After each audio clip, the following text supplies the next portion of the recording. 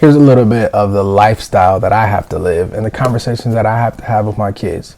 So about a week ago, we as in me and my youngest son, Jesse, were driving, and Jesse's 7. And so we're driving, headed back from getting his haircut.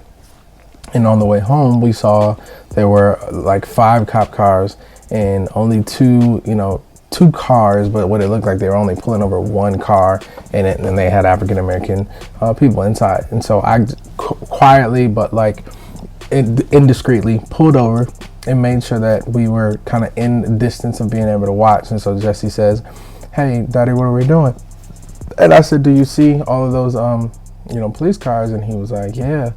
And so we were just kind of talking about the situation. And I said, "Hey, sometimes it's just good to watch and to know what's happening so that you can report it or be able to videotape it." I said, "But also sometimes if you're in that position and being pulled over, you just feel more comfortable when you know that people are watching and you can see that people are actually paying attention."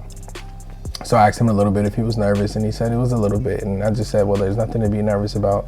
This is to make sure that we are protecting ourselves and we're protecting the people around us, and just our responsibility of how and why it's important for us to pay attention." And so he was a little nervous, I could tell, and I put my hand on his chest and told him that things would be fine. And then I had to have a conversation about what I do whenever I'm around police, or if I get pulled over, and I tell them that I have to call and do all these different things. And it's just crazy that the world that we have to grow up in, right? The world that they have to grow up in. But these are things that happen. Now, I'm telling you this because this is a different morning minute message. I don't know what the conversations that you're having with your kids, but I want to encourage you to start having those conversations. Unfortunately, I have no choice. I have to have those conversations with my 7-year-old and with my 18-year-old and everybody in between. But I'm wondering, are you having the conversations?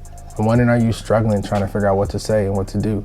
If you are, I would love for you to send me a message, send me a text, or even just reach out through email. And I would love to talk to you and maybe a few parents about how do we talk to our kids about race?